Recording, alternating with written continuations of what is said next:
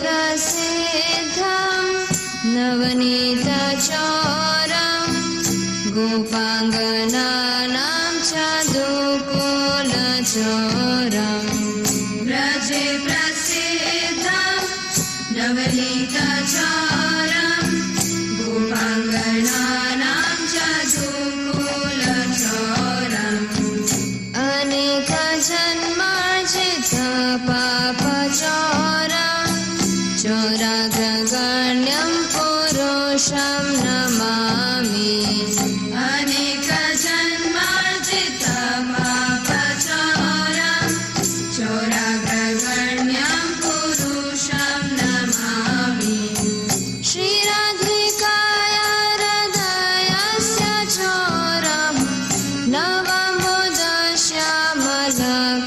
नवम्बुधश्यामलकान्तिचौरम् श्रीराधिकाय हृदयस्य चौरं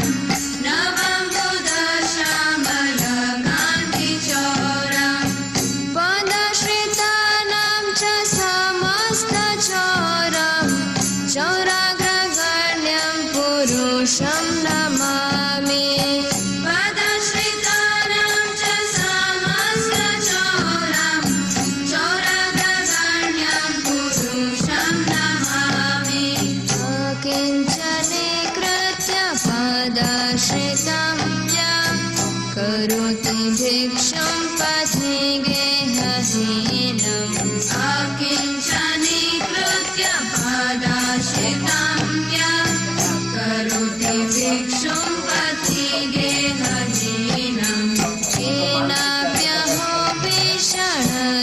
भीषणचौरनिद्र दृष्टश्रुतो वा न जगत्रयेऽपि केनाप्यहो भीषणचौरनिद्र दृष्टश्रुतो वा न जगत्रयेऽपि यदीयनामपि हरत्यशेषं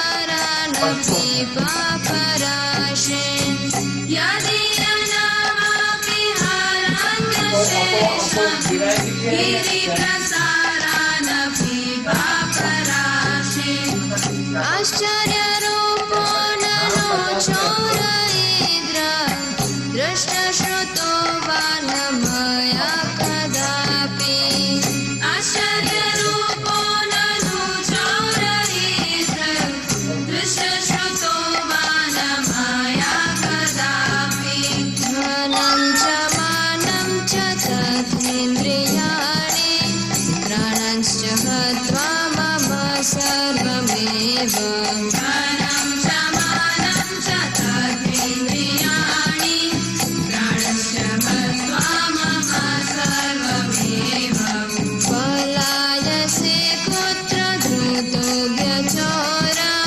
त्वं भक्तिदाम्नासि मया निरुद्ध पलायसे कुत्र धृतो व्यचौरा त्वं भक्तिदाम्नासि मया निरुद्ध छिन्नत्सि घोरं यमपाशबन्धं भिन्नत्सि भीमं भवपाशबन्धं छिन्नत्सि घोरं यमपाशबन्धं भिन्नत्सि भीमं भवपाशबन्धं छिन्नत्सि सर्वस्य समस्तबन्धं नैव त्वनो भक्तकृतं तु बन्धं छिन्नत्सि सर्वस्य समस्तबन्धं नैव त्वनो भक्तकृतं तु बन्धम्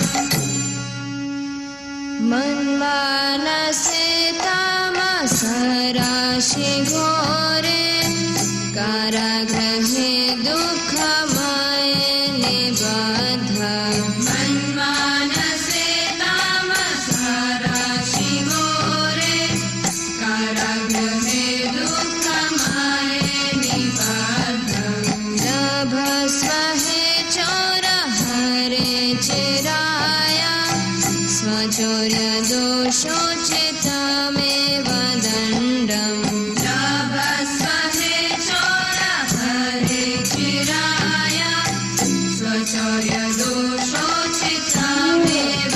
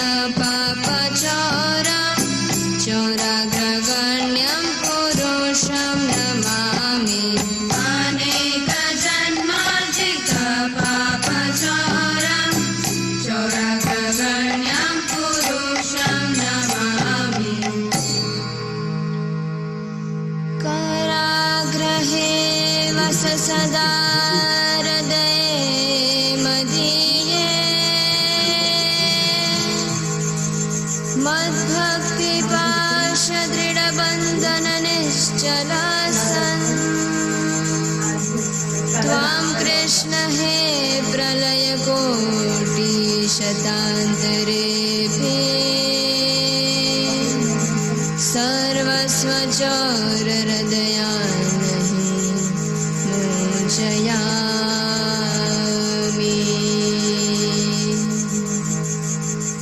हरे कृष्णा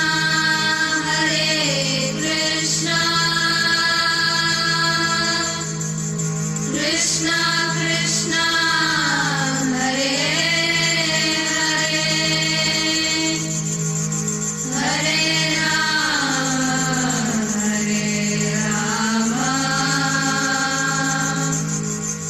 राम राम हरे हरे। नमः ओं विष्णुपदाय कृष्ण प्रेष्ठाय भूतले श्रीमदे जय पताका स्वामी नामिने नमः आचार्य पदाय निताय कृपा पदायिने गौर कथा धामदाय नगर ग्रामकारिणे नमः ओं विष्णुपदाय कृष्ण प्रेष्ठाय भूतले श्रीमदे भक्ति वेदांत स्वामी नामिने नमस्ते सारस्वती देवी गौरवाणी प्रचारणे निर्विशेष शून्यवादी पाश्चात्य देशदाने जय श्री कृष्ण चैतन्य प्रभु नित्यानंद श्री अद्वैत गदाधर शिवासादि गौर भक्तवृंद हरे कृष्ण कृष्ण कृष्ण हरे हरे हरे राम राम राम।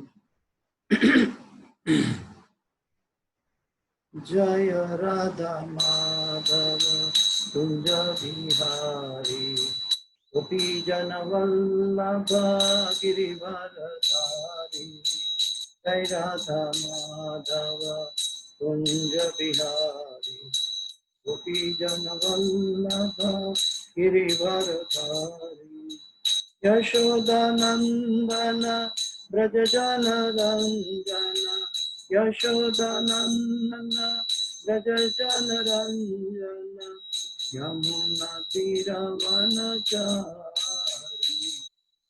यमुना तीरवनचारी जय राधा माधव कुंज बिहारी गोपी जन वल्लभ गिरिवरधारी हरे कृष्णा कृष्ण कृष्ण हरे हरे हरे राम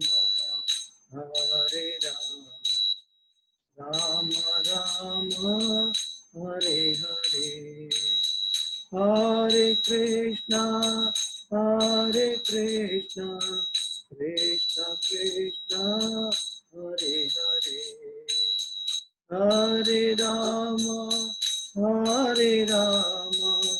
राम राम हरे हरे हरे कृष्णा कृष्ण कृष्ण हरे हरे हरे राम राम राम हरे हरे हरे कृष्णा कृष्ण कृष्ण हरे हरे हरे राम राम राम हरे हरे।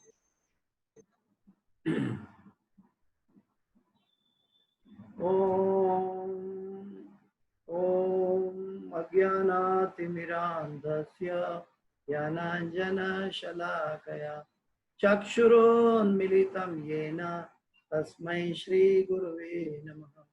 श्रीचैतन्यमनोभीष्टं स्थापितं येन भूतले स्वयं रूप गदा मह्यं ददाति स्वपदान्तिकं वन्दे अहं श्रीगुरु श्रीयुतापदकमलं श्रीगुरु वैष्णवांश्च श्रीरूपं साग्रजातं सगणा रघुनाथान्वितं तं सजीवं साद्वैतं सावधूतं परिजन सहितं कृष्ण चैतन्य देवं श्री राधा कृष्ण पादां सहगणा ललिता श्री विशाखान्वितांश्च हे कृष्ण करुणा सिंधु दीनबंधो जगत्पते गोपेश गोपिका कांत राधा कांत नमोस्तुते तप्त कांचन गौरांगी राधे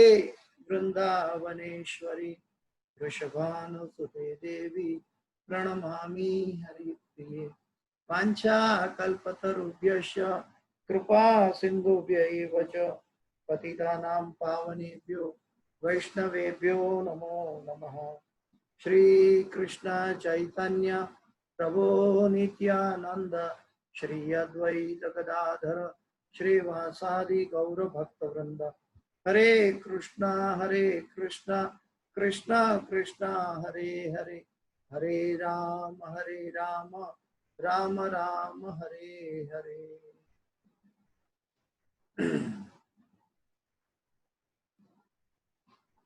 ओम नमो भगवते वासुदेवाय। ओम नमो भगवते वासुदेवाय। ओम नमो भगवते वासुदेवाय। नारायणं नमस्कृत्यं नरं चैव नरोत्तमं देवीं सरस्वतीं व्यासं ततो जयं मुदीरयेत्। नष्टप्रायेषु अभद्रेषु नित्यं भागवत सेवया भगवते उत्तम श्लोके भक्तिर्भवति नैष्ठकी। हरे कृष्णा। तो आज हम भगवत गीता यथारूप स्टडी क्लास में चौथे अध्याय के 16, 17 और 18 तीन श्लोकों पर चर्चा करेंगे। तो उससे पहले हम बीच में जो श्लोक छूट गए हैं इसका अनुवाद भी पढ़ेंगे और बाद में 16, 17, 18 श्लोक पे चर्चा करेंगे। श्रीमद् भगवत गीता जो है उसमें पहला जो 6 अध्याय है वो कर्म मीमांसा है। दूसरा 6 अध्याय जो है 7 से 12 वो भक्ति है। भक्ति का डिटेल, भक्ति की बातें भगवान ने बताई है। और 13वां से 18वां अध्याय जो है उसमें ज्ञान की चर्चा हुई है। तो जो भक्ति पूरी गीता का आत्मा है, गीता का हृदय है, वो हृदय भगवान ने बीच में रखा है और आजू बाजू कर्म और ज्ञान का आवरण दिया है। और जैसे कि हम देखते हैं हमारे अंदर भी जैसे ब्रेन होता है, बहुत इंपॉर्टेंट चीज है, तो उसके लिए भगवान ने स्कल दिया है। और हमारा हृदय की इम्पोर्टेंट है तो उसके लिए रिब केज दिया है भगवान ने उसको संभालने के लिए।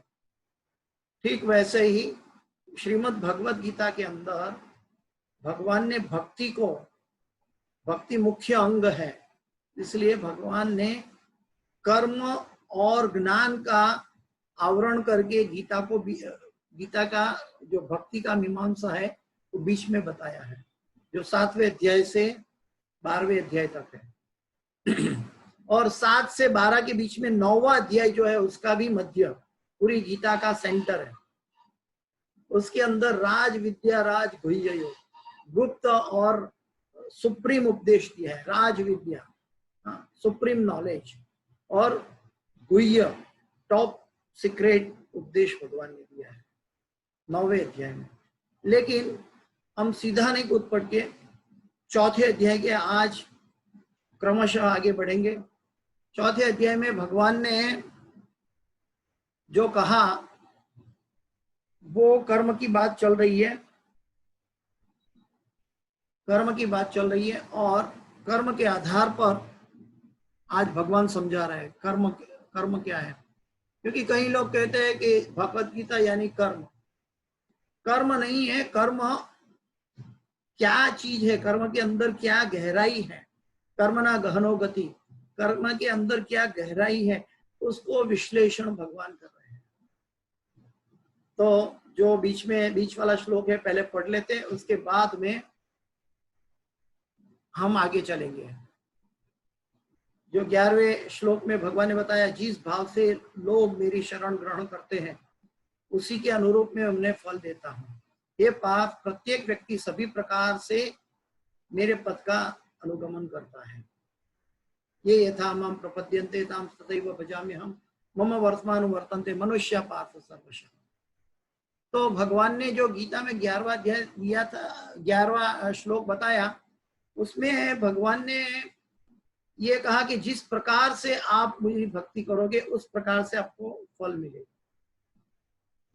सबसे गुरु महाराज, आचार्यगण, अंतरराष्ट्रीय कृष्ण भावनामृत संघ में श्री चैतन्य महाप्रभु के और गोपीजन के एज इट इज शब्दों का प्रैक्टिकल इम्प्लीमेंटेशन करते हुए यहाँ पे यही श्लोक का विश्लेषण करते हैं। या भगवान कहते हैं कि आप जिस प्रकार से मुझे भजोगे उस प्रकार से आप फल प्राप्त करोगे। तो गुरु महाराज बताते थे, अगर आप कृष्णा दूसरे को देते हो तो आपको कृष्ण मिलना ही है। अब अगर आप कृष्ण तत्व दूसरे को समझाते हो तो कृष्ण तत्व आपको मिल जाएगा, और कृष्ण तत्व मिलने से आपका पुनर्जन्म नहीं होगा, ये निश्चित भगवान ने बताया। तो ठीक वैसे ही आप सभी भक्तगण, जो श्रोतागण है, सभी भक्तगण ईच वन टीच वन की माध्यम से इस श्लोक के अंतर्गत जो जो आपको याद रहे वो दूसरों को बताएं। हाँ, तव कथामृतम तप्त जीवनम कविभिरीडितम कल्मषापहम श्रवण मंगलम श्रीमदाततम भुवि गृह्णन्ति ये भूरिदा जना, भुवि गृह्णन्ति ये भूरिदा जना। गोपियों का भी ये भाव था कि जो मनुष्य में बुद्धिमान है वो भगवान की महिमा सबको बताएगा। गीता में भी भगवान कहते कि जो मेरा प्रेमी भक्त है वो है कि जो मेरे उपदेश दूसरों को बताएंगे। और आज यहाँ पे भगवान जो ये श्लोक का अनुवाद के अंदर में हम इसका सदुपयोग कैसे कर सकते हैं कि हम जिस प्रकार से भगवान को भजेंगे उस प्रकार से भगवान फल देते हैं। क्यों हम श्रेष्ठ उपाय ना करें, हम कृष्ण प्रेम, कृष्ण का महिमा, कृष्ण का उपदेश दूसरों को बांटने के लिए उपयोग करें, ताकि ये सब हमें पर्याप्त मात्रा में प्राप्त हो। क्योंकि ये वक्ता जो है एक स्टूडेंट है, preaching is a learning process. तो आप श्रोतागण हैं अभी, लेकिन आप भी ईच वन टीच वन के माध्यम से दूसरों को बता सकते हैं। आगे का अनुवाद खाली पढ़ जाता हूं मैं। इस संसार में मनुष्य सकाम कर्मों में सिद्धि चाहते हैं, फल स्वरूप वे देवताओं की पूजा करते हैं। निस्संदेह इस संसार में मनुष्य को सकाम कर्म का फल शीघ्र प्राप्त होता है, लेकिन वो सकाम कर्म है, वो सुप्रीम कार्य नहीं है, सुप्रीम कर्म नहीं है, वो अविधि पूर्वक है और अल्प बुद्धि वाले लोग करते हैं। वो भगवान आगे जाके समझाएंगे। फिर आगे भगवान कहते हैं कि प्रकृति के 3 गुण और उनसे संबंध कर्म के अनुसार मेरे द्वारा मानव समाज में 4 विभाग रचे गए हैं। यद्यपि मैं इस व्यवस्था का सृष्टा हूं, किंतु तुम यह जान लो कि मैं इतने पर भी अव्यय करता हूं। भगवान जो भी कार्य करते हैं वो कर्म नहीं है, वो लीला कहलाती है। लीला क्यों? लीला और कर्म में क्या अंतर है? कर्म जब हम करते हैं तब आई मी एंड माइंड सेंटर में रख के करने की भाव आता है, लेकिन लीला जो है वो लोक हित कार्यों के लिए की जाती है। जब दूसरों के हितों के लिए कोई कार्य किया जाता है तब वो लीला कहलाती है। और भगवान ने पूरा जीवन, पूरी लीला, पूरा एक एक दिन उनका लोक हित कार्यों के लिए बिताया, इसलिए तो अवतार लिया था। तो इसीलिए भगवान जो कार्य करते हैं उसको कर्म नहीं कहा जाता, क्योंकि वो प्रकृति के 3 गुणों से बद्ध अवस्था नहीं है और वो लीला कहलाती है। आगे जाके भगवान कहते हैं कि मुझ पर किसी कर्म का प्रभाव नहीं पड़ता, नहीं मैं कर्म फल की कामना करता हूँ। जो मेरे संबंध में इस सत्य को जानता है वह कभी भी कर्मों के पाश में नहीं बनता। हाँ, भगवान पे कोई कर्म का प्रभाव नहीं पड़ता, क्योंकि भगवान जो है निर्गुण है, 3 गुणों से मुक्त है। निर्गुण का मतलब निराकार नहीं है, सत्वगुण, रजोगुण, तमोगुण से ऊपर उठे हुए हैं, यानी कि सत्वावलंबी पर सत्व विशुद्ध सत्व। भगवान श्री कृष्ण विशुद्ध सत्व में है, इसीलिए भगवान जो है वो उनको दुनिया के कर्म का बंधन लागू नहीं होता, क्योंकि वो अपनी स्वेच्छा से आते हैं, लोक हित कार्यों के लिए आते हैं। इसलिए उनका स्व जो है स्वलोभ, स्वार्थ नहीं होता। इसलिए भगवान जो भी कार्य करते हैं उसको कर्म के पाश में नहीं बनते हैं। सामान्यतः एक संप्रदाय में मैंने सुना है कि भगवान कृष्ण अभी क्या बोलते हैं, नर्क में है, क्योंकि वो महाभारत उन्होंने करवाया। ऐसे मूर्ख जनों को, ऐसे मूर्ख संप्रदाय को पता नहीं है कि भगवान कृष्ण का ये श्लोक उनको पढ़ना चाहिए कि भगवान श्री कृष्ण को किसी कर्म का प्रभाव नहीं पड़ता। नहीं मैं कर्म फल की कामना करता हूं, जो मेरे संबंध में इस सत्य को जानता है वह कभी भी कर्म के पाश में नहीं बनता। यानी कि जो भी व्यक्ति भगवान कृष्ण को मनुष्य या मनुष्य जैसे कर्म करता हुआ दिखाई देता है, ऐसा एनालिसिस करता है मन से, जड़ बुद्धि से, तो वो भगवान को नहीं समझा है बल्कि भगवान का अपराध कर रहा है। और ये जानता है कि भगवान को कर्म का बंधन लागू नहीं होता, वो भी कर्म के पाश में नहीं बंधेगा।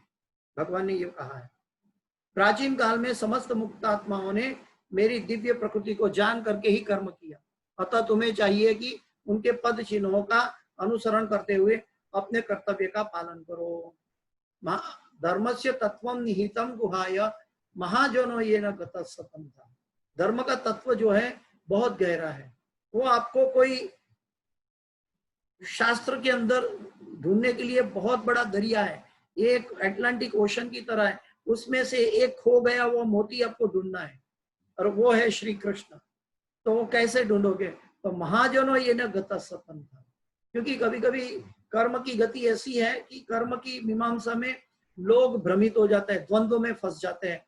वो ऐसे फंस जाते हैं कि ये करूं या वो करूं, और दोनों सत्य दिखाई देता है और ड्युअलिटी पैदा हो जाती है। और द्वंद्व क्यों होता है? क्योंकि हमारे अंदर पाप होता है। तो इसीलिए ये पाप की खातिर, पाप के माध्यम से हमारे अंदर द्वंद्व है, ये द्वंद्व से बाहर आना है तो हमें महाजनो ये न गतः सपन्ता। भगवान कहते हैं कि ऐसी द्वंद्व अवस्था में हमें क्या करना चाहिए कि मेरी दिव्य प्रकृति को जान करके ही कर्म किया। हमारा जो कर्म है और भगवान की दिव्य प्रकृति को जान करके करना है। भगवान भौतिक जगत के कोई एग्जाम्पल नहीं है, अतः तुम्हें चाहिए कि उनके पद चिन्हों का अनुसरण करते हुए। श्रीमद् भागवत में एक बहुत सुंदर प्रसंग आता है जड़ भरत और राजा रहुगण का। जड़ भरत और राजा रहुगण का, जो जड़ भरत का उपदेश और राजा रहुगण को जो उपदेश दे रहे हैं, उसमें बताया है कि अगर महाजनों की चरण धूलि, शुद्ध भक्तों की चरण धूलि अगर हमारे सर पे आ जाए तो हमारी भक्ति की जो गहराई हमें समझ में आने लगती है। नहीं तब तक हम भक्ति को नहीं समझेंगे, तब तक हम भक्ति को बुद्धि से एनालिसिस करेंगे, तब तक हम भक्ति को बाह्य रूप से लेंगे और सोचेंगे हम भक्ति कर रहे हैं। भक्ति को समझने के लिए अगर समझना है तो हमारे सर के ऊपर शुद्ध भक्तों की चरण धूलि होनी चाहिए। तो इसीलिए यहाँ पे भगवान कहते हैं कि उनके पद चिन्हों का अनुसरण करते हुए अपने कर्तव्य का पालन करो। यानी कि महाजनो ये न गतः सपन्था, उन्होंने जो किया वैसा उनको समझकर गुरु और गौरंगा की आज्ञा लेकर करना है। जैसे यहाँ अर्जुन दीक्षा लेकर गुरु के पास समझ रहा है, वैसे भगवान कृष्ण का उपदेश आज हमारे पास भी है। और भगवान श्री चैतन्य महाप्रभु की कृपा से आज अंतरराष्ट्रीय कृष्ण भावनामृत में संघ में भगवान से चली आ रही परंपरा में गुरु उपलब्ध है। तो जो बोनाफाइड गुरु की बात है, न्यूज़पेपर के गुरु की बात नहीं है, तो ये उपलब्ध है। तो जो व्यक्ति उनके नियमों का, जो हरे कृष्ण महामंत्र का 16 माला करके 4 नियमों का पालन करके अगर जो व्यक्ति अपने आप को समर्पित होता है तो वो ठीक अर्जुन की तरह कृष्ण से जैसे उपदेश प्राप्त कर रहा है वैसे प्राप्त कर सकेगा। आज का श्लोक है किम कर्मेति कवयोप्यत्र मोहिता तत्ते कर्म प्रवक्ष्यामि यज्ञात्वा मोक्षसे शुभात्। किम कर्मेति कवयोप्यत्र मोहिता तत्ते कर्म प्रवक्ष्यामि यज्ञात्वा मोक्षसे शुभात्। किम कर्मेति कवयोप्यत्र मोहिता तत्ते कर्म प्रवक्ष्यामि यज्ञात्वा मोक्षसे शुभात्। भगवान अनुवाद में कह रहे हैं कर्म क्या है और अकर्म क्या है, इसे निश्चित करने में बुद्धिमान व्यक्ति भी मोहग्रस्त हो जाते हैं। बुद्धिमान व्यक्ति मोहग्रस्त हो जाते हैं। देखिए यानी कि भगवान को बुद्धि से नहीं समझा जा सकता। कर्म क्या है और अकर्म क्या है, इसे निश्चित करने में बुद्धिमान व्यक्ति भी मोहग्रस्त हो जाते हैं। अतएव मैं तुमको बताऊंगा, भगवान कहते हैं, कि कर्म क्या है जिसे जानकर तुम सारे अशुभ से मुक्त हो सकोगे। तो कर्म और अकर्म और विकर्म की व्याख्या भगवान आगे लेके बहुत फाइन ट्यूनिंग में एनालिसिस करके समझा रहे हैं अर्जुन, क्योंकि अर्जुन को युद्ध करना था, लेकिन अर्जुन देख रहा था कि मैं कर्म बंधन में फंस रहा हूं। तो उनको भगवान समझा रहा है कि कर्म किसको कहते हैं, अकर्म किसको कहते हैं और विकर्म किसको कहते हैं। ये जो सांसारिक लोग कर्म की भाषा करते हैं कि भाई हमें नौकरी करनी है, हमें पैसा कमाना है, हमें संसार चलाना है, हमें थोड़ा आनंद संसार में लेना है, वो कर्म की बात यहाँ पे नहीं हुई। यहाँ पे जो कर्म है वो कर्म शास्त्रों के आदेश पर, हाँ, महाजनों ये न गतस्स पंथा, शास्त्र के आदेश पर साधु गुरु और शास्त्र जनित कर्म हमें करना है, उसको कर्म कहते हैं। उसको कर्मयोग भी कहते हैं। जो कर्म हमें भगवान से जोड़ते हैं, योग यानी कि कनेक्शन, जीव और भगवान के बीच का कनेक्शन, उसको योग कहते हैं। तो कर्म योग का मतलब है जो कर्म करने से जीव का भगवान के साथ कनेक्शन होता है, उसको कर्म योग कहते हैं। नहीं कि जो जीव पैसा कमा के सिनेमा देखने जाए, होटलों में खाना खाने जाए या आप पिकनिक मनाने जाए, वो कर्म की बात नहीं है, वो तो विकर्म है। और अकर्म का मतलब ये नहीं है कि हम कोई कर्म ना करें कर्म बंधन हो जाएगा, ऐसा सोच के हम कोई कर्म करना छोड़ दे और चुपचाप एक बाजू बैठ जाए, क्योंकि अकर्म होगा नहीं हमसे, क्योंकि सांस लेना भी हमारा कर्म है और उससे बिना हम जिंदा नहीं रह सकते। इसलिए अकर्म तो हो ही नहीं सकता। कर्म भगवान के साथ जुड़ा हुआ कर्म करना है, साधु गुरु और शास्त्र के आधार पर। और जो विकर्म है और साधु गुरु और शास्त्र से विपरीत मनोधर्म से इंद्रिय तृप्ति के लिए जो कर्म किया जाता है, उसको विकर्म कहते हैं। तो यहाँ पे भगवान अभी कह रहे हैं कि कर्म क्या है और अकर्म क्या है, इसे निश्चित करने में बुद्धिमान व्यक्ति भी मोहग्रस्त हो जाते हैं। क्योंकि बुद्धिमान व्यक्ति मोहग्रस्त इसलिए हो जाते हैं, वो हम आगे तीसरे श्लोक में आज देखेंगे। अतएव मैं तुम्हें बताऊंगा कि कर्म क्या है जिसे जानकर तुम्हें सारे अशुभ से मुक्त हो सकोगे। तात्पर्य भाई ऐसी भक्ति वेदांत स्वामी श्रील प्रभुपाद महाराज की जय। तात्पर्य, कृष्ण भावनामृत में जो कर्म किया जाए वह पूर्ववर्ती प्रामाणिक भक्तों के आदर्श के अनुसार करना चाहिए, जो अभी हमने चर्चा की। इसका निर्देश 15वें श्लोक में किया गया है। ऐसा कर्म स्वतंत्र क्यों नहीं होना चाहिए, इसकी व्याख्या अगले श्लोक में की गई है। कृष्ण भावनामृत में कर्म करने के लिए मनुष्य को उन प्रामाणिक पुरुषों के नेतृत्व का अनुगमन करना होता है। हाँ, जैसे मन फावे व मनोभ्रमित एप्लीकेशन नहीं करनी है भगवत गीता की।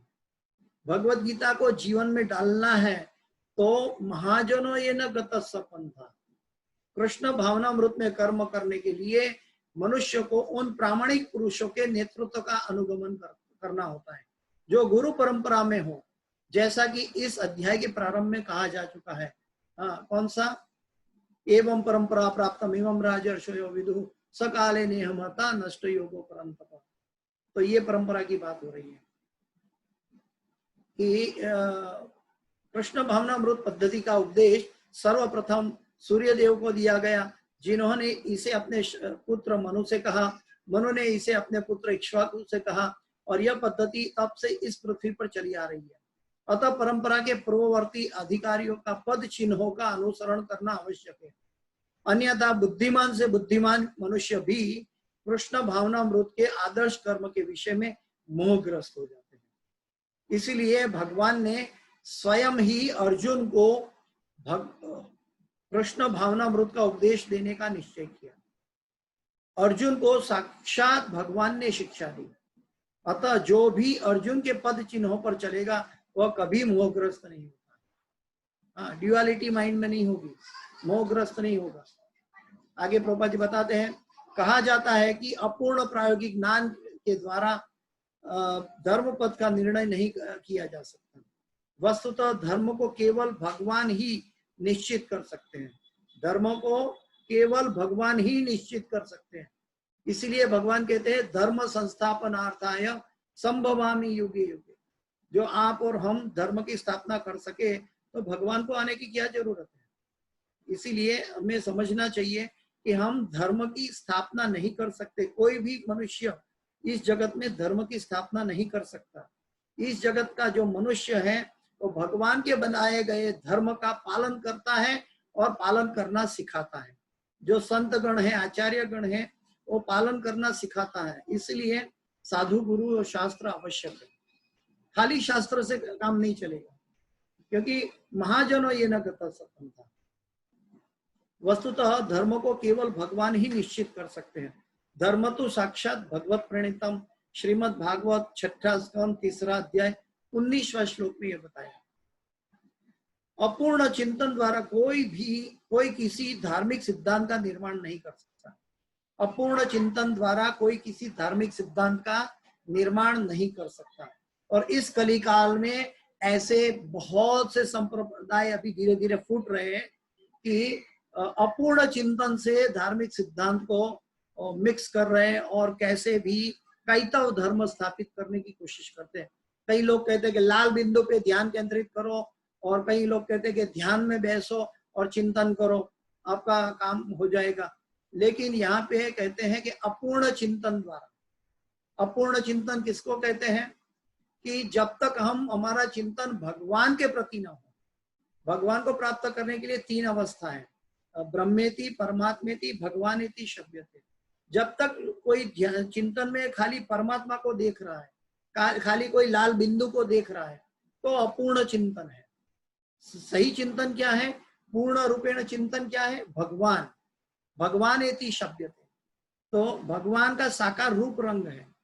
तो इसके लिए यहाँ पे बताया है कि अपूर्ण चिंतन द्वारा कोई किसी धार्मिक सिद्धांत का निर्माण नहीं कर सकता। लेकिन अबोध जनता, जिसको शास्त्र पढ़ना नहीं है और शास्त्र का ज्ञान नहीं है, वो ऐसे कली काल में अयोग्य जगह पर जाकर सोचते हैं कि हम भी धर्म का आचरण कर रहे हैं। लेकिन ये धर्म मृत्यु के बाद काम नहीं आएगा, क्योंकि हम भगवान की सेवा नहीं करते। उसमें परमात्मा रूप में हम भगवान की सेवा नहीं कर सकते। चिंतन करने में हम भगवान की सेवा कैसे करेंगे? जब तक हम भगवान के नामों का जप करते हैं, स्मरण करते हैं, तब सेवा होती है। भगवान जिह्वा से अपना भगवान का नाम का चिंतन करना है, भगवान का नाम का उच्चारण करना है। ताड़ मध्य जिह्वावती लोभमय सुदुर्मति। हमारी जिह्वा से भगवान का नाम का जप करना चाहिए, कीर्तन करना चाहिए। तो मनुष्य को चाहिए कि ब्रह्मा, शिव, नारद, मनु, 4 कुमार, कपिल, प्रहलाद, भीष्म, शुकदेव, यमराज, जनक तथा बलि महाराज, ये 12 धर्म की अथॉरिटी है। ये 12 महाजन है। ये 12 जो बोलते हैं ना, महाजनों ये न गता सपंता। तो प्रभुपाद जी बताते हैं कि मनुष्य को चाहिए कि ब्रह्मा, शिव, नारद, मनु, 4 कुमार, कपिल भगवान, प्रहलाद, भीष्मदेव, शुकदेव गोस्वामी, यमराज, जनक महाराज और बलि महाराज, ऐसे महान अधिकारियों के पद चिन्हों का अनुसरण करें। केवल मानसिक चिंतन द्वारा यह निर्धारित करना कठिन है कि धर्म या आत्म साक्षात्कार क्या है। अतः भगवान अपने भक्तों पर अहेतु की कृपावश स्वयं ही अर्जुन को बता रहे हैं कि कर्म क्या है और अकर्म क्या है। केवल कृष्ण भावनामृत में किया गया कर्म ही मनुष्य को भव बंधन से उबार सकता है, यानी कि वो ही कर्म योग है। आगे चलते हैं। कर्मणोऽपि बोधव्यम बोधव्यम च विकर्मणः अकर्मणश्च बोधव्यम गहना कर्मणो गति। कर्मणोऽपि बोधव्यम बोधव्यम च विकर्मणः अकर्मणश्च बोधव्यम गहना कर्मणो गति। कर्मणोऽपि बोधव्यम बोधव्यम च विकर्मणः अकर्मणश्च बोधव्यम गहना कर्मणो गति। अनुवाद पढ़ते हैं प्रभुपाद जी का जो समझाया है। कर्म की बारीकियों को समझना अत्यंत कठिन है। कर्म की बारीकियों को समझना अत्यंत कठिन है। अतः मनुष्य को चाहिए कि वह ठीक से जाने कि कर्म क्या है, विकर्म क्या है और अकर्म क्या है। देखिए, दूसरे अध्याय से ज्ञान बताकर तीसरे अध्याय से लेके भगवान अर्जुन को लेके चल रहे हैं। अभी चौथा अध्याय आ गया, अभी भी कर्म की और कर्म के बारे में, कर्म अकर्म और विकर्म और साथ में ज्ञान की बात बताई जा रही है। लेकिन भगवान कहते हैं कि ये एनालिसिस इतना पारदर्शक है कि जब तक कर्म हम कैसे जाने, इसको बारीकियों को कैसे जाने, तो ये भगवान ने 8वें अध्याय में बताया है। तस्मात् सर्वेषु कालेषु माम अनुस्मर युध्य च मयि अर्पित मनोबुद्धि मामे वैश्यसु संशयः। तस्मात् सर्वेषु कालेषु, तो आज यहाँ पे भगवान कह रहे हैं तीसरे अध्याय में कि कर्म की बारीकियों को समझना अत्यंत कठिन है। तो कर्म की बारीकी में दो चीज हमारे हाथ में है। पहले हम कर्म का हेतु अपने आप को समझ, अपने मन में अपने कर्म करने का हेतु को एनालिसिस कर लीजिए। ये हेतु क्या गुरु गौरंगा शास्त्र के अनुसार है और गुरु गौरंगा को प्रसन्न करने हेतु है। अगर ये है तो वो कर्म योग्य है। अगर ये कर्म का हेतु कोई हमारा लाभ के लिए है तो ये कर्म बंधन हो सकता है।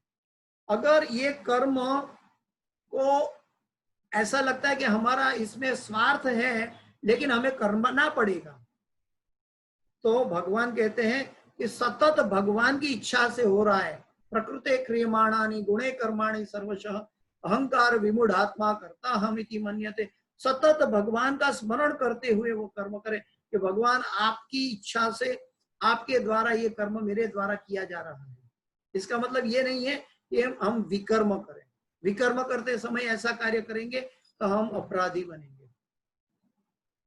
तो कर्म की बारीकियों को समझना अत्यंत कठिन है। अतः मनुष्य को चाहिए कि यह ठीक से जाने कि कर्म क्या है, विकर्म क्या है और अकर्म क्या है। ये बहुत जरूरी है। इसलिए भगवान बार बार इसको एनालिसिस कर रहे हैं और प्रभुपाद जी इसको समझा रहे हैं कि हमें कर्म क्षेत्र के जगत में कर्म से कैसे विमुख होना है।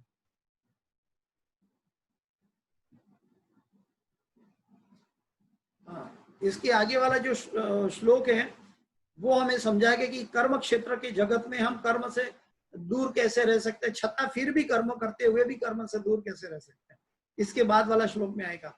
आइए तात्पर्य पढ़ते हैं इस श्लोक का। प्रभुपाद जी ने समझाया है, यदि कोई सचमुच ही भव बंधन से मुक्ति चाहता है तो उसे कर्म अकर्म तथा विकर्म के अंतर को समझ लेना होगा।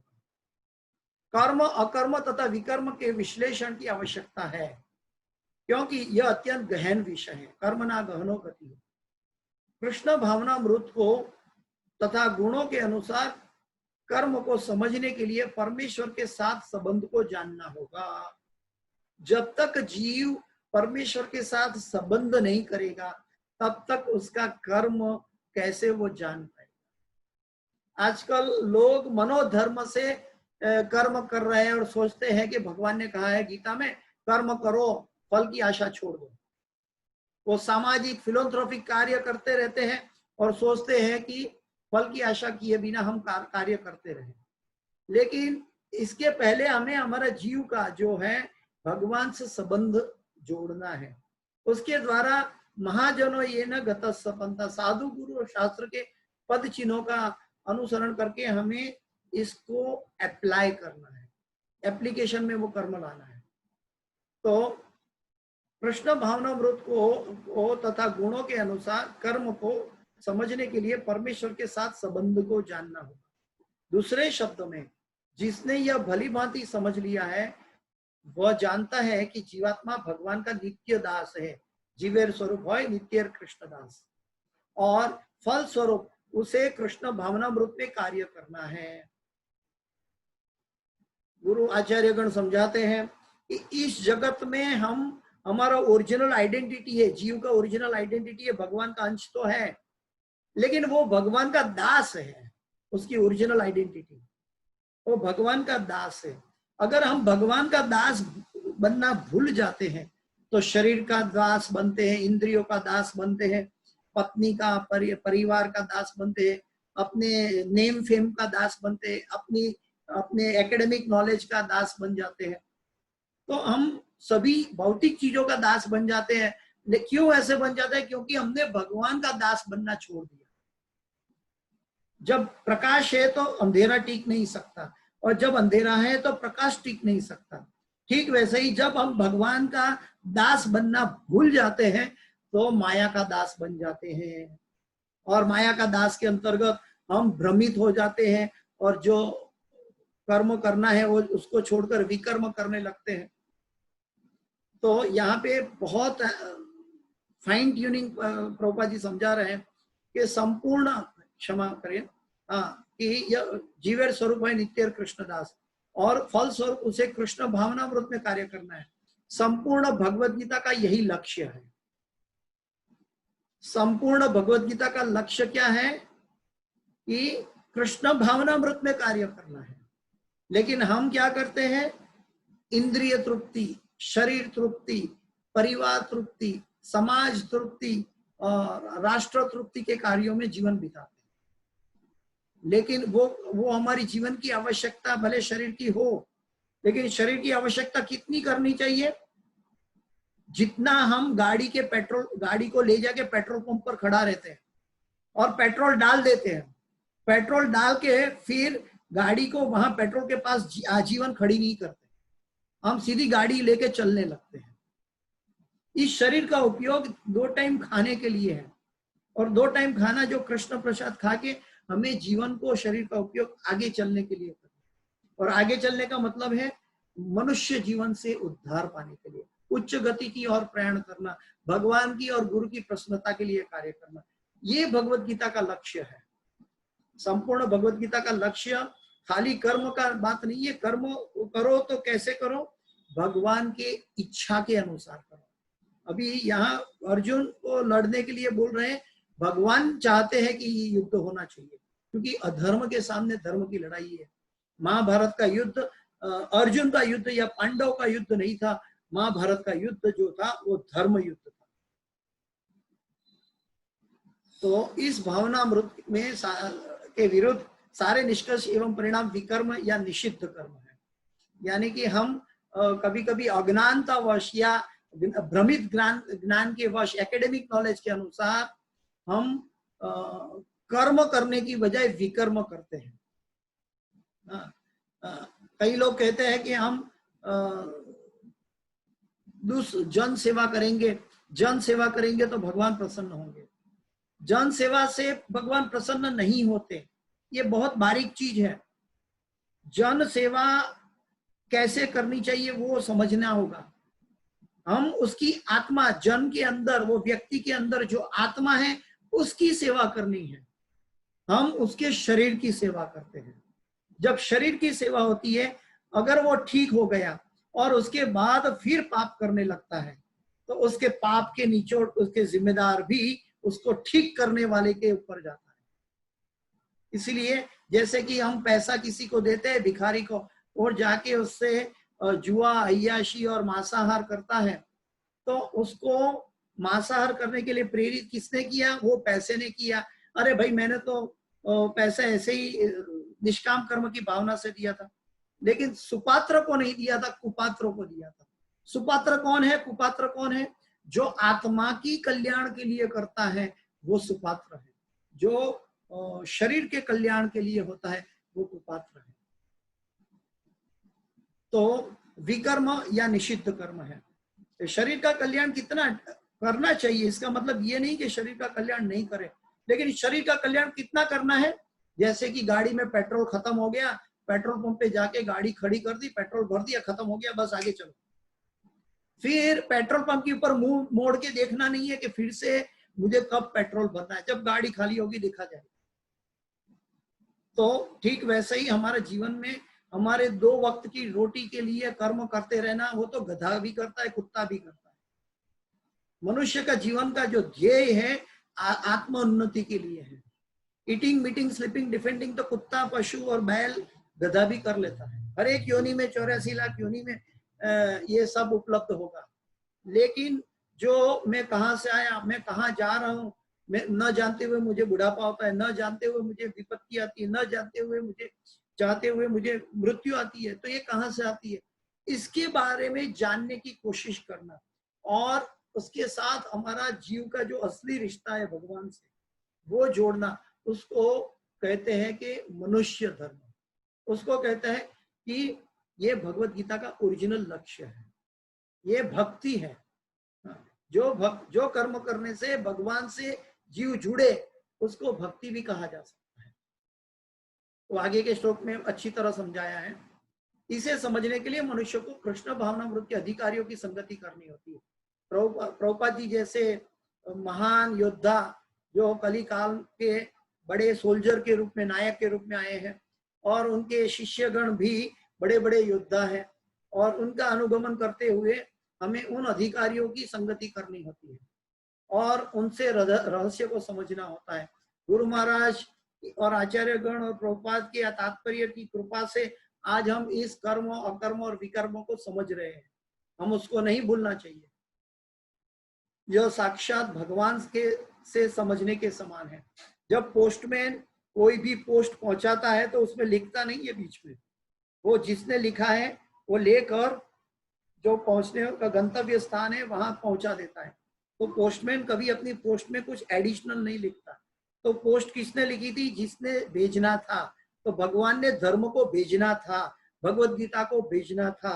तो वो भगवत गीता का उपदेश पोस्टमैन आचार्यगण के माध्यम से और सब पोस्ट ऑफिस में सब पोस्टमैन के आधार के ऊपर हम ये बात रहस्य को जान सकते हैं।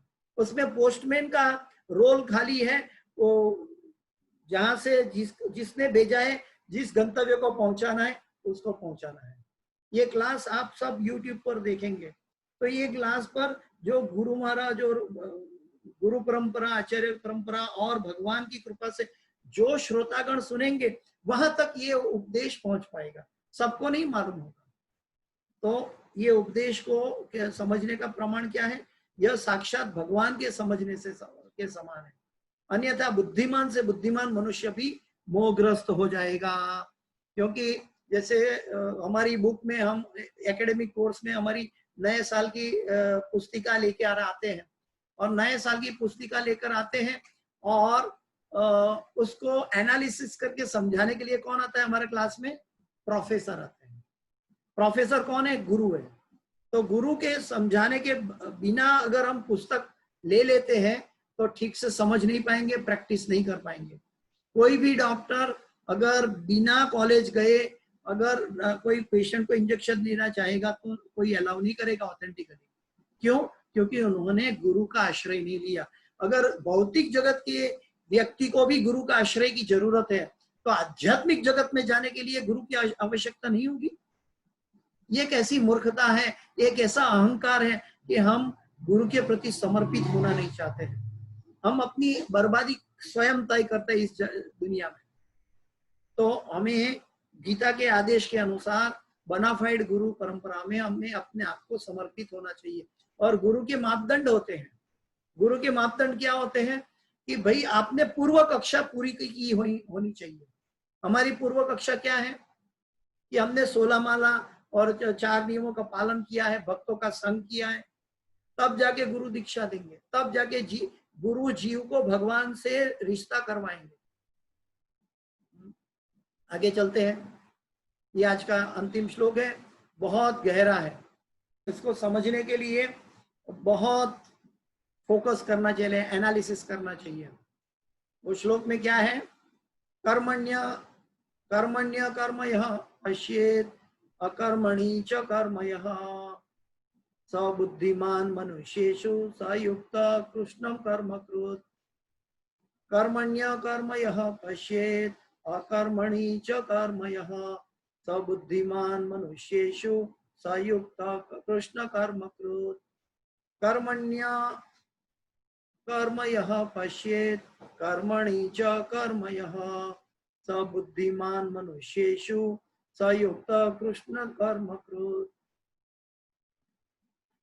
भगवान कहते हैं, अनुवाद और तात्पर्य में प्रभुपाद जी समझाते हैं कि जो मनुष्य कर्म में अकर्म और अकर्म में कर्म देखता है वह सभी मनुष्य में बुद्धिमान है। और सब प्रकार के कर्मों में प्रवृत्त रहकर भी दिव्य स्थिति में रहता है। फिर से मैं पढ़ता हूं, बहुत गहरा सब्जेक्ट है, ध्यान से सुनिए। जो मनुष्य कर्म में अकर्म और अकर्म में कर्म दिखता है, वह सभी मनुष्य में बुद्धिमान है और सब प्रकार के कर्मों में प्रवृत्त रहकर भी दिव्य स्थिति में रहता है। कर्म में अकर्म को देखना है और अकर्म में कर्म को। कैसे? तात्पर्य समझने से पहले थोड़ा इसके ऊपर समझने की कोशिश करें। फिर से अनुवाद पढ़ता हूं। जो मनुष्य कर्म में अकर्म और अकर्म में कर्म देखता है। अकर्म क्या था? अकर्म क्या था कि जो व्यक्ति कुछ करता नहीं है, वो जो कर्म फल पैदा नहीं करता है वो। और कर्म क्या है? जो कृष्णा भावनामृत कर्म है, कृष्ण कर्मकृत, सयुक्त कृष्ण कर्मकृत। हाँ, तो कर्म क्या है कि कृष्ण के लिए कर्म करना है और उसका फल क्या है?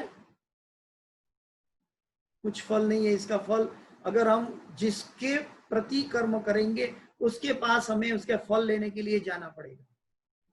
हाँ, तो अगर हम कृष्ण के लिए कार्य करते हैं तो फल हमें वहां तो लेने के लिए जाना पड़ेगा कृष्ण के पास, लेकिन वहां तो चिंतामणि धाम में वहां कोई कर्म क्षेत्र जगत है ही नहीं। तो वहां कोई अकर्म की जो अकर्म किया वो फल प्राप्त नहीं होगा। दूसरे शब्दों में इसको कैसे समझे?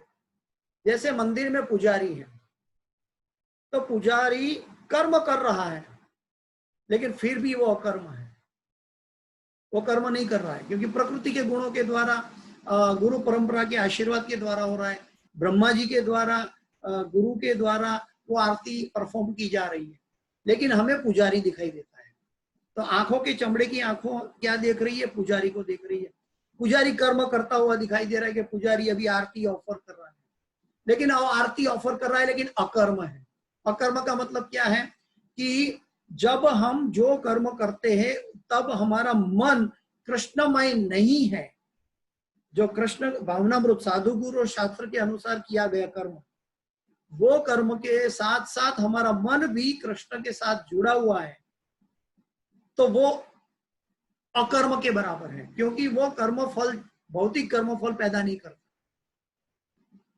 और भौतिक कर्म फल जो व्यक्ति पैदा नहीं कर रहा है, ऐसा दिख रहा है। जैसे कई लोग कहते हैं कि ये पुजारी लोग क्या कर रहे हैं, लेकिन पुजारी लोग जो कर रहे हैं वो अपना कर्म कर रहे हैं, वो भगवान की अर्च विग्रह की उपासना साधना कर रहे हैं, लेकिन फिर भी वो स्वयं नहीं कर रहे हैं। यानी कि प्रभुपाद जी के तात्पर्य में हम समझने की कोशिश करेंगे।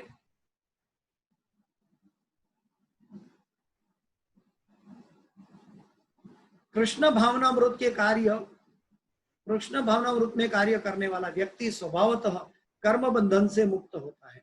यानी कि कर्म बंधन को क्या होता है? कर्म बंधन ये जगत कर्म क्षेत्र है और यहाँ कर्म के बिना फल नहीं मिलता है। लेकिन कर्म बंधन का मतलब क्या है कि ये ऐसा कर्म करने से जो कर्म में बांध के इस कर्म क्षेत्र जगत में ले आता है। लेकिन अगर हमने कृष्ण के लिए कर्म किया तो वो बांध कर हमें कृष्ण लोक में ले जाएगा। तो कृष्ण लोक कर्म क्षेत्र नहीं है, तो वहां फल नहीं मिलता। वहां क्या मिलता है? कृष्ण की सेवा शाश्वत है, वहां चिंतामणि धाम है, तो वो अलौकिक बात है। तो कर्म में अकर्म को देखना और अकर्म में कर्म को देखना। जैसे एक इंजीनियर की भाषा डॉक्टर नहीं समझ सकता, एक डॉक्टर की भाषा इंजीनियर नहीं समझता, ठीक वैसे ही जो भक्त है उसकी भाषा संसारी लोग नहीं समझ सकते। संसारी लोग की जो भाषा है वो भक्त के लिए व्यर्थ समय गंवाने के बराबर है। जैसे मंदिर में जाके पुजारी जब आरती करते हैं तो आरती करते समय भगवान के साथ अपना मन लगाए हुए हैं और भगवान की सेवा में मग्न हुए हैं, लेकिन जो सांसारी लोग उसका दर्शन करने, आरती अटेंड करने आए हैं, उनको लग रहा है कि पुजारी आरती कर रहा है। तो सांसारिक लोगों की दृष्टि है वो भक्त की दृष्टि, भक्त के हृदय में। क्योंकि ये कर्मणा गहनो गति क्यों कहा? क्योंकि उनका जो उपदेश है उद्देश्य है जो आरती करने का, वो उसके मन के गहराई के अंदर पड़ा है कि मैं भगवान को प्रसन्न करने हेतु गुरु की आज्ञा लेकर ही आरती कर रहा हूं। तो वहां अहम ममेती पैदा नहीं होता है। तो ये गुह्य उपदेश है, जो हमारे मन के अंदर जो बात चल रही है, हमारे हृदय के अंदर बात चल रही है, वो हम दूसरों को जब तक ना बताए किसी को पता नहीं चलता। इसीलिए हम भक्तों के प्रति अपराध कर बैठते हैं। क्यों? क्योंकि वो भक्त के हृदय में क्या भाव है, कितनी दिव्य अवस्था है, वो दिव्य अवस्था को न समझकर उनकी बाह्य कर्म की दृष्टि हम देख रहे हैं। बाह्य शरीर क्या कर रहा है वो देख रहे हैं। वो हम सोचते हैं कि ये प्रभु जी तो महान है, 5 बजे उठ के कर्म मंगला आरती करते हैं, लेकिन मंगला आरती के पीछे उनको 5 बजे उठने का कर्म है, लेकिन उसके पीछे उनके अंदर एक निष्ठा है, श्रद्धा, साधु संग, भजन क्रिया, सॉरी श्रद्धा, साधु संग, भजन क्रिया, अनर्थ निवृत्ति, उसके बाद निष्ठा ही हुई है। और वो निष्ठा उनको भगवान के प्रति निष्ठा हृदय में है, वो निष्ठा उनको ले 5 बजे उठा के भगवान की सेवा में लगाती है, और वो निष्ठा आगे चलकर उनको भगवान के प्रति प्रेम की ओर ले जाती है, जो प्रेम इस जगत की धन संपत्ति, धन राशि नहीं है। भगवत प्रेम भगवत जगत की धन राशि है। तो कृष्ण भावनामृत में कार्य करने वाला व्यक्ति स्वभावतः कर्म बंधन से मुक्त होता है। उसके सारे कर्म कृष्ण के लिए होते हैं, अतः कर्म के फल से उसे कोई लाभ या हानि नहीं होती। कर्म फल से उसकी कोई लाभ या हानि नहीं होती, क्योंकि वो लाभ भी कृष्ण के लिए है और हानि भी है तो कृष्ण के लिए करने के लिए तैयार नहीं, क्योंकि कृष्ण प्रसन्न वो हमारा उद्देश्य है। कृष्ण तुष्टे जगत तुष्ट। फल स्वरूप यह मानव समाज में बुद्धिमान होता है। आगे भगवान कह रहेंगे, बहुनाम जन्मनाम अन्ते ज्ञानवामां प्रपद्यन्ते वासुदेवम सर्वमिति स महात्मा सुदुर्लभ। बहुनाम जन्मनाम अन्ते ज्ञानवामां प्रपद्यन्ते, बहु जन्मों के बाद उसको ज्ञान प्राप्त होता है। क्या? वासुदेवम सर्वमिति, वासुदेव श्री कृष्ण सर्वस्व है। वो वासुदेव श्री कृष्ण के लिए कार्य कर रहा है, इसलिए वो बुद्धिमान होता है। प्रभुपाद जी समझाते कि फल स्वरूप वो मानव समाज में बुद्धिमान होता है, क्योंकि वो जान चुका है वासुदेवम सर्वमिति। क्योंकि प्रभुपाद जी के एक एक शब्द जो है गीता के श्लोक और भागवत के श्लोक के ऊपर पूर्णतया 100% आधारित है। प्रभुपाद जी ने कभी भी पॉकेट फिलोसॉफी नहीं दी। यद्यपि वह कृष्ण के लिए सभी तरह के कर्मों में लगा रहता है। अकर्म का अर्थ है कर्म के फल के बिना। निर्विशेषवादी इस भय से सारे कर्म बंद कर देता है। हाँ, जो अकर्म का मतलब क्या है कि कर्म फल उत्पन्न होता है ना, तब कर्म करना बंद कर देंगे निर्विशेषवादी। अब वो कर्म नहीं करना चाहते हैं, लेकिन कर्म नहीं करने से भी कर्म बंधन होगा, क्योंकि सांस लेना भी हमारा कर्म है, उसके बिना हम सर्वाइव भी नहीं हो पाएंगे। तो जो निर्गुणवादी है, निर्विशेषवादी है, वो डरते हैं कर्म करने से। लेकिन भगवान का जो भक्त है वो बुद्धिमान है और भगवान के लिए कर्म करते हुए उसकी फल की चिंता नहीं करना। कर्मण्यवाधिकारस्ते मां फलेषु कदाचन मां कर्म फल हेतुर्भु माते संगोस्तव कर्म। तो निर्विशेषवादी इस भय से सारे कर्म बंद कर देता है कि कर्म फल उसके आत्म साक्षात्कार के मार्ग में बाधक न हो। किंतु सगुणवादी अपनी इस स्थिति से भली भांति परिचित रहता है कि वह भगवान का नित्य दास है। जीवेर स्वरूप होय नित्य कृष्ण दास। वो भगवान की सेवा नहीं करेगा तो कर्म बंधन होगा और माया का दास बन के इस जगत में वापस आ जाएगा, कर्म क्षेत्र में, और कर्म बंधन लग जाएगा। लेकिन वो भगवान का दास शाश्वत रहना चाहते हैं। इसलिए जो पार्ट टाइम भक्ति करते हैं, संसार में लोग कहते हैं कि हमें भगवत धाम जाने के लिए भक्ति नहीं करनी है, लेकिन भगवत धाम जाने के लिए भक्ति नहीं करेंगे तो कर्म बंधन की बात कर रहे हैं। उसके अंदर सकाम कर्म की बात है, मनोधर्म है। हम भगवान का भक्त इतना तुच्छ अपने आप को समझता है कि वो शुद्ध विशुद्ध भक्त होते हुए, प्रेमी भक्त होते हुए भी अपने आप को लायक नहीं मानता, और वो नहीं लायक मानते हुए वो चाहता है कि प्रभु मुझे जन्म जन्म तुम्हारी भक्ति दो, अगर मैं आपके धाम में आने के लिए लायक नहीं हूं तो। लेकिन साथ साथ उनका जो लक्ष्य है, उनका जो ध्येय है, भगवत धाम वापस जाने के लिए होता है। हाँ, श्रीमद् भागवत में परीक्षित महाराज का ये भी भगवत धाम जाने के लिए है, इसलिए पूरी श्रीमद् भागवत की रचना हुई है। हाँ, हम श्रीमद् भागवत से महान नहीं है। हाँ, तो वो भगवान का नित्य दास है, अतः वो अपने आप को कृष्ण भावनामृत के कार्यों में तत्पर रखता है। हाँ, तत्परता एक बहुत बड़ी बात है। लौल्यम, लौल्यम क्या बात कब होता है? एक तो गुरुजनों का आशीर्वाद चाहिए, उसमें एक भगवान के प्रति प्रेम चाहिए, एक निष्ठा चाहिए। जब निष्ठा हो, रुचि हो, आसक्ति हो, गुरु का आशीर्वाद हो, तो धीरे धीरे धीरे धीरे लौल्यम जागने लगता है। तो जो तत्परता है वो क्या है कि षड गोस्वामी भी नेक्टर ऑफ इंस्ट्रक्शन में बताते हैं, उत्साह निश्चया धैर्य तत्त कर्म प्रवर्तन। कृष्ण भावनामृत के कार्यों में तत्पर रखता है, क्योंकि सारे कर्म कृष्ण के लिए किए जाते हैं। अतः इस सेवा के करने में उससे दिव्य सुख प्राप्त होता है। जो इस विधि में लगे रहते हैं वे व्यक्तिगत इंद्रिय तृप्ति की इच्छा से रहित होते हैं। कृष्ण के प्रति उसका नित्य दास भाव उसे सभी प्रकार से कर्म फल से मुक्त रखता है। कैसे? कि वो तस्मात् सर्वेषु कालेषु माम अनुस्मरयुध्य च मयि अर्पित मनोबुद्धि मामे वैश्यश संचयः। तो वो तस्मात् सर्वेषु कालेषु, सर्व काल में भगवान को कैसे याद करोगे? कई बार कई लोग कहते हैं कि आप लोग हरे कृष्ण महामंत्र की माला लेके पूरे दिन लगे रहते हो, हम तो माला का दिखावा नहीं करते और सतत भगवान का स्मरण करते हैं। मूर्ख लोग हैं। क्यों ऐसा कहेंगे? मूर्ख क्यों कहते हैं? क्योंकि आज मुझे 2 घंटा टाइम मिला, मन शांत है, तो भगवान का नाम ले लेंगे, भगवान वो भी भगवान याद कराएंगे तब। लेकिन फिर कल को संसार में कोई उद्विग्न मन हो गया, गुस्सा आ गया, क्रोध आ गया, संसार की समस्याएं आ गई, भगवान का चिंतन बाजू पर चला जाएगा। तो भगवान का नाम का जप जो करना है वो भगवान की माला लेकर करना चाहिए।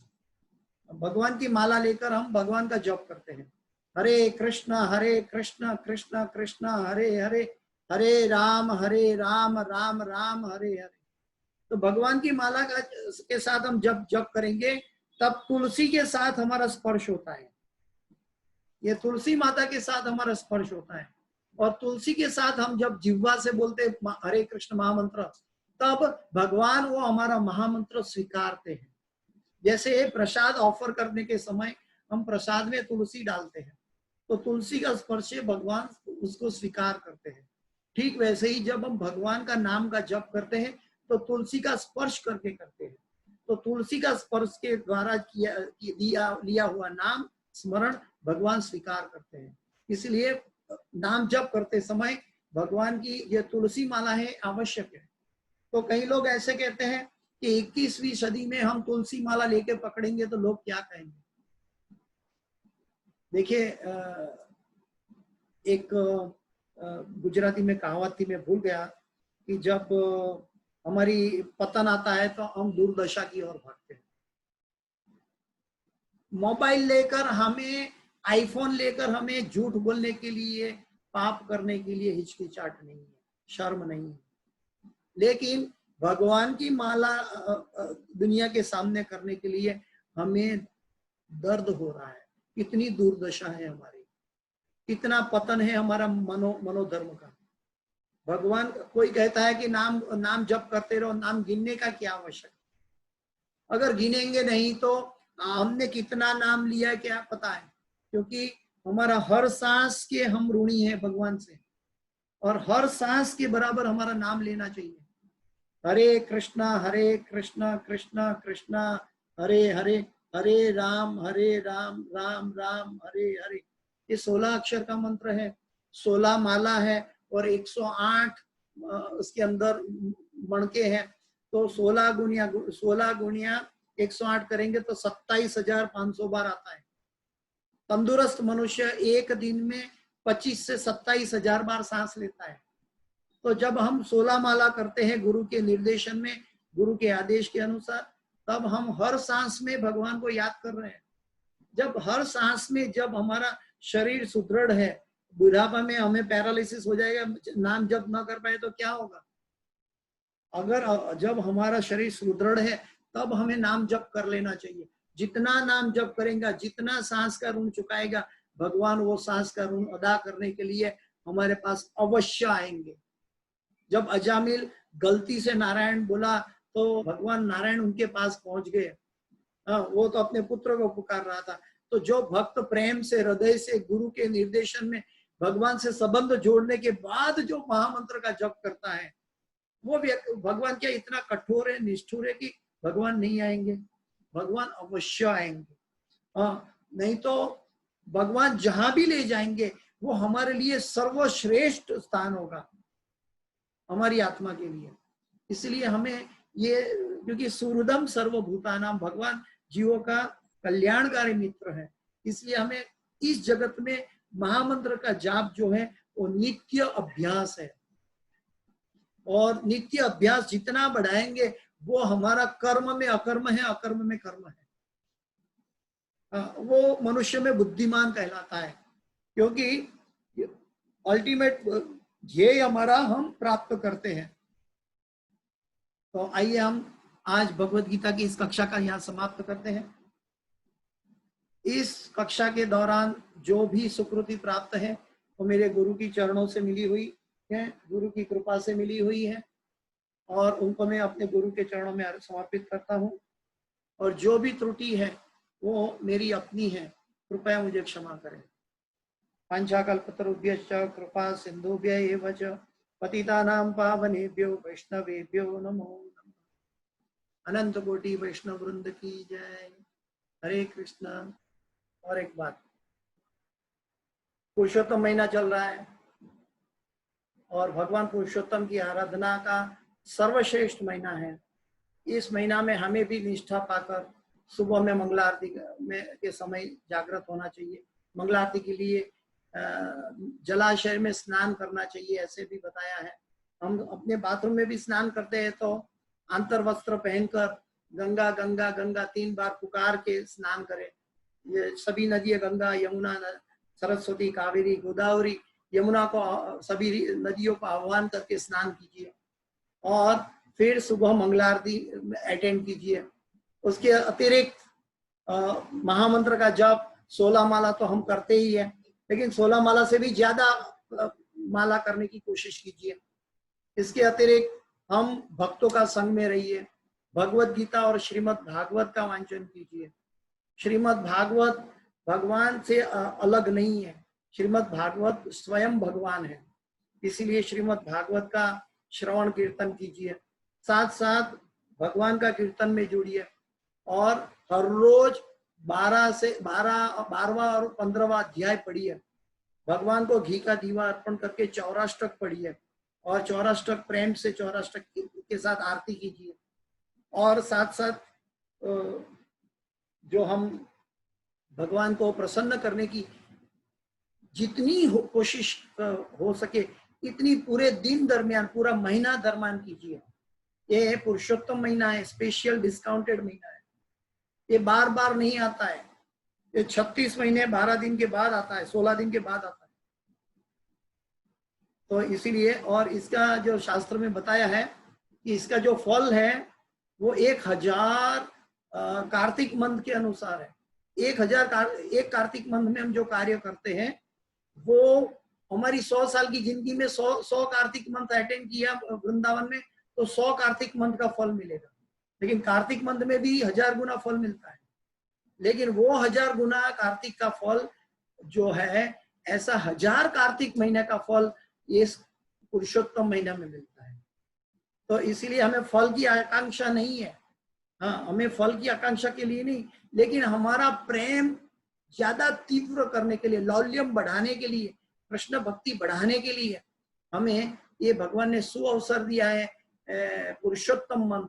तो इसमें हमें कोई बाकी कृष्ण के अलावा कोई और धार्मिक कर्मकांड विधि न करके हमारा पूरा समय कृष्ण के प्रति बिताइए।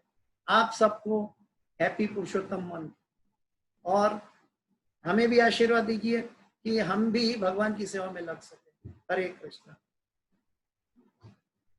गुरु महाराज की ये बहुत इच्छा है कि हम सब कृष्ण भक्ति करें, सबसे ज्यादा से ज्यादा जितनी हो सके, जितनी तीव्रता हो सके, जितना कार्य हो सके उतनी भक्ति हम करें कृष्ण की।